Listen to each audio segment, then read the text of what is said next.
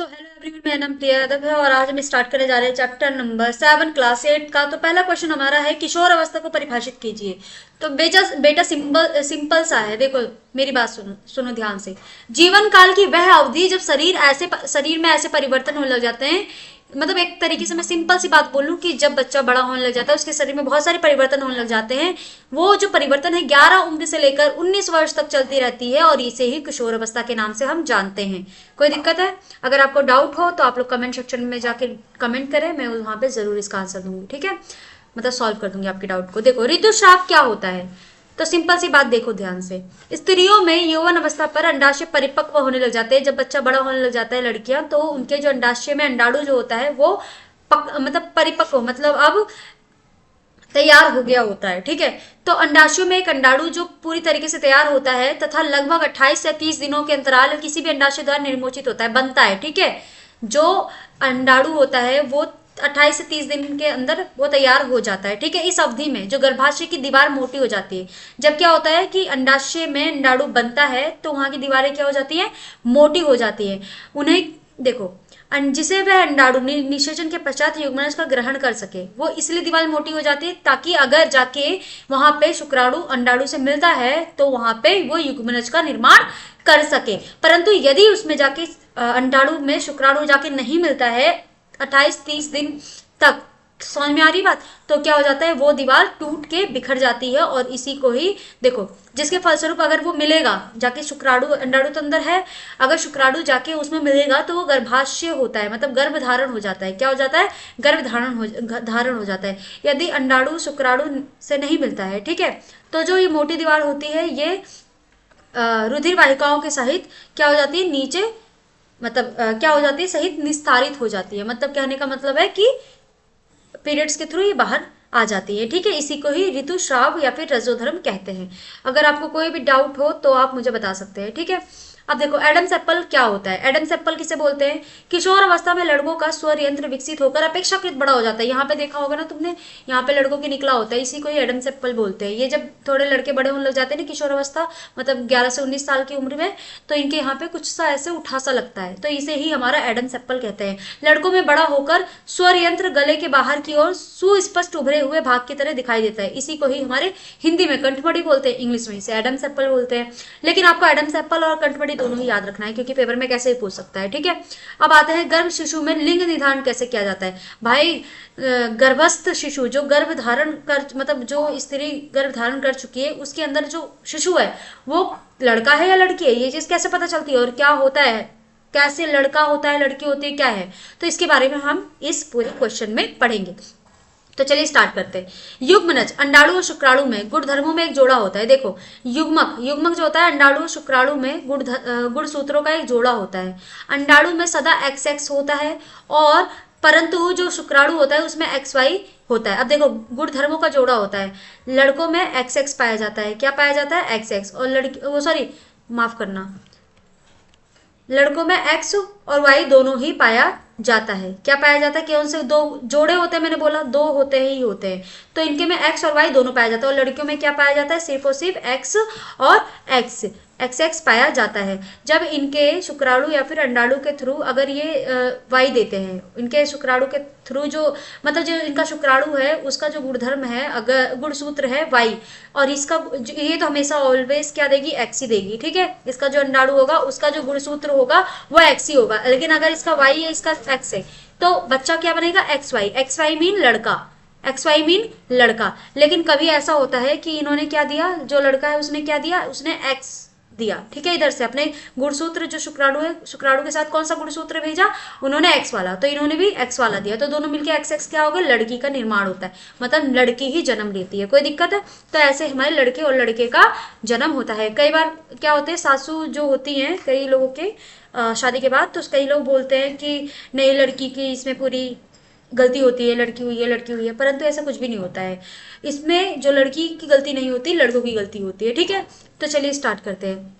X Y गुणसूत्रों वाले, अब देखो जब एक्स गुणसूत्र और शुक्राणु अंडाशय को निर्मोचित करता है तो मादा शिशु में विकसित होता है, और जब वाई गुणसूत्र वाला शुक्राणु अंडाणु में निषेचित करता है तो नर शिशु विकसित होता है। मैंने सिंपल सी जो बात बताई है वही इसमें बोली गई है।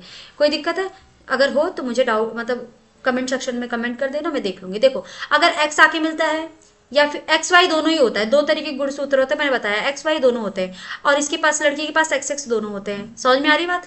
तो देखो ध्यान से, अगर एक्स में आके एक्स मिलता है तो लड़की बनती है, और वाई आके एक्स में मिलता है तो लड़के का निर्माण होता है। समझ में आ रही है? यहाँ पे नर बनेगा और यहाँ पे मादा बनेगी। अगर यहाँ पे एक्स वाई गुणसूत्र मिलते हैं और यहाँ पे तब ये नर बनेगा, और यहाँ पे एक्स एक्स गुणसूत्र मिलते हैं तो लड़की बनती है। ठीक है, अब जब बच्चे बड़े हो जाते हैं तो हमें क्या क्या चेंजेस देखने को मिलती है, ये चीज हम यहाँ पे पढ़ेंगे। तो यौवन आरंभ में होने वाले परिवर्तन को सूची बनाइए। तो सिंपल सी बात है, देखो लंबाई में वृद्धि होनी शुरू हो जाती है, लंबाई बढ़ने लग जाती है, शरीर की जो आकृति होती है उसमें बदलाव आने लग जाता है, शरीर का जो बनावट होता है उसमें बदलाव आने लग जाता है, साथ में ही स्वर में परिवर्तन हो जाता है, पतली आवाज भारी आवाज ऐसा हो जाता है। लड़कों के अंदर एडम सैंपल उभर कर बाहर आ जाता है, और लड़कियों की आवाज और तेज हो जाती है, लड़कियों की आवाज और ज्यादा तेज हो जाती है इस जो समय पीरियड टाइम पीरियड होता है उसमें। ठीक है, जनन अंगों का विकास हो जाता है, जो जनन अंग होते हैं वो क्या होते हैं, उनका वो विकसित हो जाते हैं। लड़कियों में अंडाशय के आकार में वृद्धि होती है, जो लड़कियों का अंडाशय होता है उसका आकार बढ़ता है, और लड़कों में जो दाढ़ी मूंछ आने लग जाती है वो भी स्टार्ट हो जाती है। ठीक है, और दूसरी लास्ट क्या है कि यौवन आरंभ के साथ ही वृषभ टेस्टोस्टेरोन पुरुष हार्मोन का प्रारंभ हो जाता है, और लड़कियों में अंडाशय एस्ट्रोजन स्त्री हार्मोन का बनना शुरू हो जाता है। अब इस समय में क्या होता है, लड़कों में टेस्टोस्टेरोन नाम का एक हार्मोन होता है वो आना स्टार्ट हो जाता है, सेम उसी तरीके से लड़कियों में एस्ट्रोजन नाम का हार्मोन भी बनना शुरू हो जाता है। ठीक है, अब हम आते हैं सिक्स्थ पे, और सिक्स्थ है हमारे पूरे के पूरे हार्मोन के ऊपर ही। तो हमारे शरीर में टोटल छह तरीके के हार्मोन के बारे में क्लास 8 में बताया गया है। हमारे शरीर में हार्मोन के बारे में ये देखो रेखा चित्र सहित हमें बताया गया है, ये रहा हमारा रेखा चित्र, इसके द्वारा ही पूरा बताया गया। ठीक है, तो देखो सबसे पहले मैं यहीं पे बता दूं आपको थोड़ा बहुत, हमारा जो पीयूष ग्रंथि होता है ये हमारे दिमाग में पाया जाता है, गोइटर थायराइड जो ग्रंथि होती है हमारे गले के पास पाई जाती है, और हमारा जो एड्रीनल पाया जाता है वो यहाँ पे पाया जाता है। ठीक है, अग्नाशय जो एक होता है वो भी यहाँ पे पाया जाता है। स्त्री जो अंडा, मतलब सिंपल सी बात है, पहले मैं पढ़ लेती हूँ तब आपको बताती हूँ। ठीक है, तब आपको ज्यादा अच्छे समझ में आएगा। देखो हमारे शरीर में बहुत सारी क्रियाएं चलती रहती हैं, हमारे शरीर में बहुत सारे काम चलते रहते हैं, इन्हीं में से कुछ बहुत सारी ग्रंथियां अलग अलग हार्मोन उत्पन्न करती हैं। बहुत सारी जो ग्लैंड्स होते हैं, मतलब ग्रंथि, वो क्या करते हैं, हार्मोन भी रिलीज करते हैं जो हमारे शरीर में अलग अलग काम करते हैं। हर अलग अलग हार्मोन का अलग अलग काम हमारे शरीर में होता है। जैसे कि हम सबसे पहले पीयूष ग्लैंड, पीयूष मतलब पिट्यूटरी ग्लैंड की बात करते हैं, जो कि हमारा पीयूष ग्रंथि है। तो इसकी अगर बात करते हैं तो ये ग्रंथि हमारे शरीर में वृद्धि को नियंत्रित करती है, मतलब हाइट छोटी होगी बड़ी होगी ये हमारी पीयूष ग्रंथि ही डिसाइड करती है। पीयूष ग्रंथि से निकलने वाले हार्मोन को वृद्धि हार्मोन भी कहते हैं। पीयूष ग्रंथि से जो हार्मोन निकलता है उसे वृद्धि हार्मोन भी कहा जाता है। ये ग्रंथि क्या होती है, हमारे मस्तिष्क में पाई जाती है, हमारे दिमाग में पाई जाती है। इस ग्रंथि को सही से काम ना करने पर किसी की लंबाई बहुत ज्यादा हो जाती है और किसी की लंबाई बहुत कम रह जाती है। ठीक है, ये देखो मैंने बोला था ना कहाँ पे पाई जाती है, दिमाग में पाई जाती है। तो देख लो दिमाग में पाई जाती है कौन सी ग्रंथि, पीयूष ग्रंथि। ठीक है, अब आते हैं हम इसके नीचे। ठीक है, सेकंड वाले पे देखो थायराइड ग्रंथि, थायराइड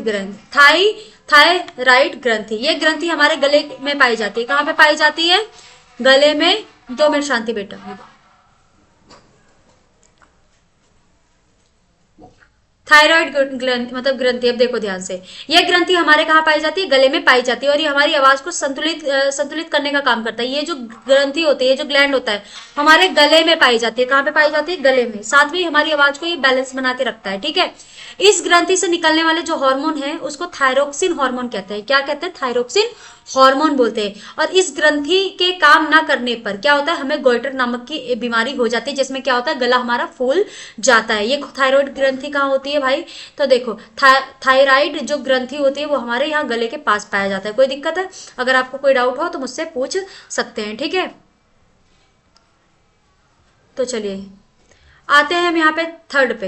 एड्रीनल ग्रंथि क्या होती है, यह ग्रंथि हमारे पेट के हिस्से में पाई जाती है। एड्रीनल जो होता है वो हमारे पेट के हिस्से में पाई जाती है, और इस ग्रंथि से कौन सा हार्मोन निकलता है, एस्ट्रेनेलिन हार्मोन नाम का हार्मोन निकलता है। एस्ट्रेनेलिन नाम का एक हार्मोन निकलता है जो हमारे शरीर में, जो हमें क्रोध आता है, जो हमें चिंता होती है, जो हमें उत्तेजना होती है, इसको बना के मतलब बैलेंस बना के इसका रखता है। ठीक है, कौन सा, एड्रीनल ग्रंथि कहाँ पे पाई जाती है, हमारे पेट के हिस्से पे पाई जाती है। पेट के हिस्से पे पाई जाती है एड्रीनल ग्रंथि। कोई दिक्कत है, ये रही।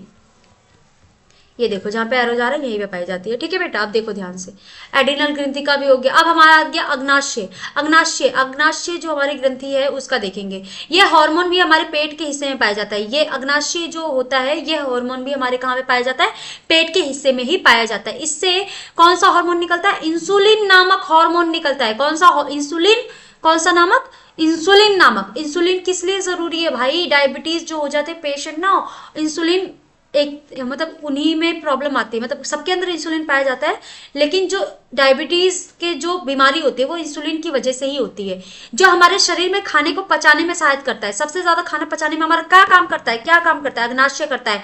अग्नाशय से क्या निकलता है, इंसुलिन नामक हार्मोन निकलता है जो कि हमारे खाने पचाने के लिए काम करता है। इसी वजह से डायबिटीज नामक बीमारी हो जाती है। जब हमारा इंसुलिन सही तरीके से नहीं निकलता या फिर ज्यादा निकल जाता है तो हमें डायबिटीज नामक बीमारी हो जाती है। समझ में, अग्नाशय कहाँ कहाँ पे है, ये चीज मैं आपको दिखा दूं। ये देखो, ये भी हमारे पेट के हिस्से में पाया जाता है। कोई दिक्कत है, अगर आपको कोई डाउट हो तो बताना मुझे। साथ में अब आते हैं अंडाशय फिफ्थ। ये एक हमारे स्त्री संबंधी अंग है अंडाशय, और इसमें क्या होता है, इससे अंडाशय से एक एस्ट्रोजन नाम का हार्मोन रिलीज होता है जो कि क्या करता है, अंडाणु को विकसित करता है। और भी बहुत सारे काम है वो हम क्लास 9th में पढ़ेंगे। ठीक है, वृषभ क्या होता है, वृषण, सॉरी वृषण। देखो हमारा यहाँ अंडाशय यहाँ रहा, ये देखो अंडाशय हमारा यहाँ बनता है। ठीक है, ये स्त्रियों में अंडाशय की स्थिति, ये देखो हमारे ये आधा यहाँ पे बनाया गया है और ये उधर का। ठीक है, ये बॉयज का है, ये गर्ल्स का है और ये बॉयज का है। अब देखो ध्यान से, यहाँ पे क्या होता है, स्त्रियों में अंडाशय की स्थिति इस तरीके से होती है, अंडाशय हमारा यहाँ पे बनता है। ठीक है, आप देखो ध्यान से, अंडाशय इसे कहते हैं। अब वृषण क्या होता है, वृषण ये पुरुष संबंधी अंग है, ये पुरुष संबंधी क्या है, अंग है।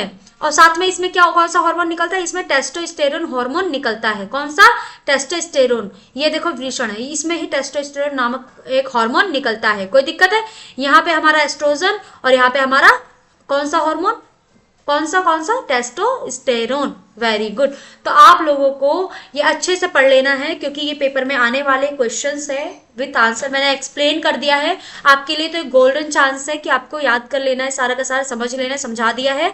और ये सारे के सारे बहुत इंपॉर्टेंट क्वेश्चन है, आपको इसे अच्छे से करके जाना है। अगर आपको वीडियो पसंद आई हो तो लाइक करें, वीडियो पे कमेंट भी करें, साथ में ही चैनल को सब्सक्राइब करना मत भूलना। हो सके तो अपने फ्रेंड्स के साथ शेयर भी करें।